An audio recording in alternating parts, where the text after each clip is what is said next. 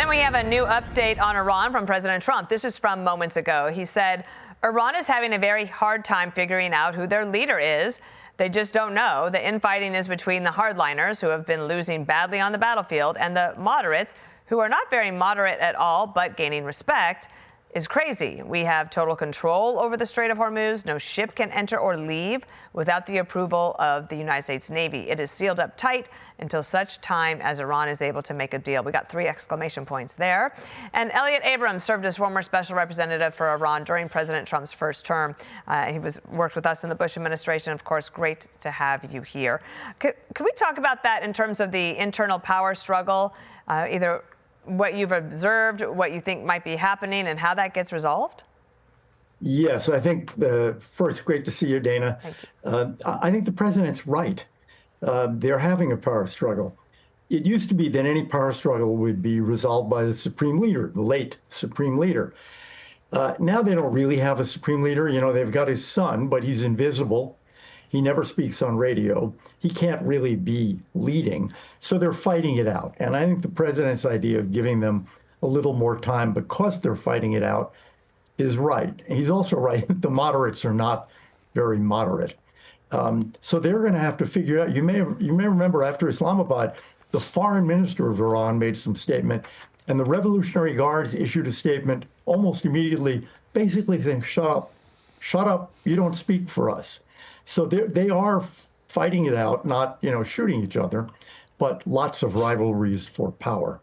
Okay, so then take us into the Strait. Our blockade remains in place. The ceasefire is in place for now, but now the president said, I guess now we're at 2 to 5 days.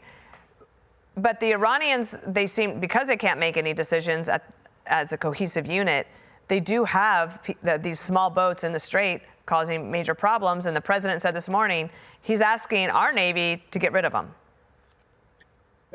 The president said we're in 100% control.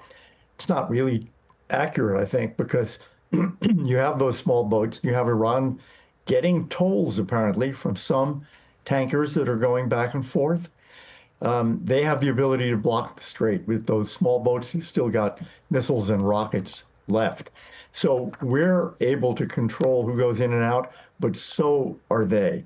And in any deal that is made, the strait is going to have to be open. It's just too important for too many countries.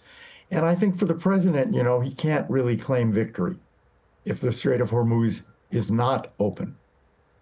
And do you think that is possible to do, in the next couple of weeks, 3 weeks? I know I hesitate to put a timeline on it, but it does feel like we're at this impasse, and I'm not sure what forces it to get finished.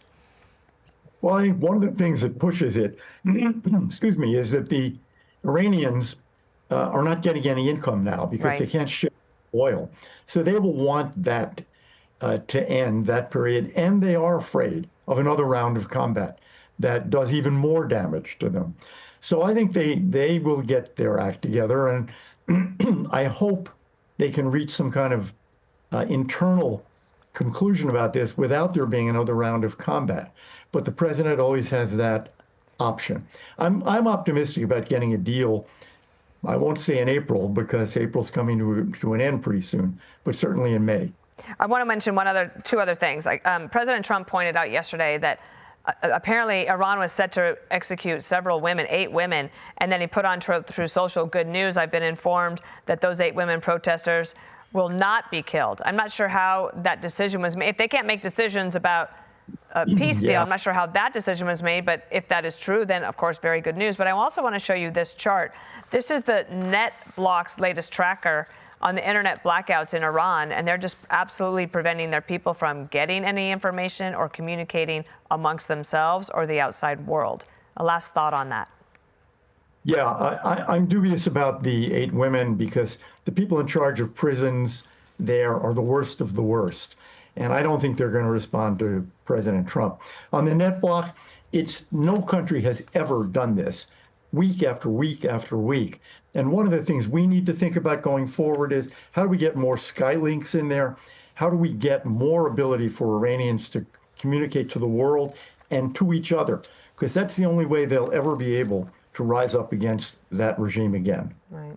Well, I mean, We've already had 2 Truth Social posts that got us some news in the 9 a.m. hour. We'll see if there are more. Elliott, always great to see you. Thank you. Be sure to like and subscribe for all the Fox News latest on YouTube and catch full shows streaming now on Fox One.